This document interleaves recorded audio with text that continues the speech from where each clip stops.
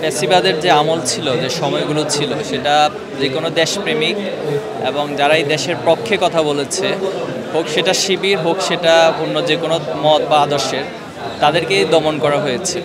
আপনারা এখানে দেখেছেন যে আমি যদি শিবির হতাম বা শিবির করতাম, এক্ষেত্রে আবরার ফাহাদ এবং বিশ্বজিতের চিত্রটা এখানে ফুটিয়ে তোলা হয়েছে। তো তারা কি শিবির করেছে কি করেনি, তার চেয়ে বড় পরিচয় হয়েছে তারা দেশপ্রেমের যে দৃষ্টান্ত স্থাপন করেছিল, দেশের পক্ষে কথা বলেছিল, আধিপত্যবাদের বিরুদ্ধে কথা বলেছিল। তো তাদেরকেও শিবির আখ্যায়িত করে পিটিয়ে নির্মমভাবে হত্যা করা হয়েছে। এই যে একটি জুলুমতন্ত্র, ফ্যাসিবাদ দীর্ঘদিন ছিল, মানুষ তার মত প্রকাশ, মানুষ তার গঠনমূলক কাজগুলোকে তুলে ধরতে পারেনি। সেটা শুধু শিবিরের ক্ষেত্রে ঘটেনি, অপর সকলের ক্ষেত্রে ঘটেছে।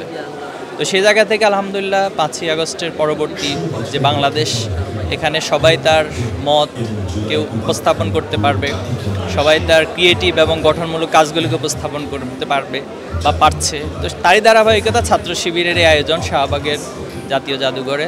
আমরা চেষ্টা করছি আয়োজনের মাধ্যমে বাংলাদেশের মানুষের কাছে, সারা পৃথিবীর মানুষের কাছে জুলাই বিপ্লবের যে চেতনা, যে স্মৃতিগুলো, সেগুলোকে মানসপটে যেন সবাই ধারণ করতে পারে এবং এই চেতনাটাকে ধারণ করে যেন আগামীর বাংলাদেশটা বিনির্মিত হয়। এটা আমাদের এখন সবচেয়ে বড় ফোকাসের জায়গা এবং সেটা আমাদের বড় চাওয়া পাওয়ার জায়গা।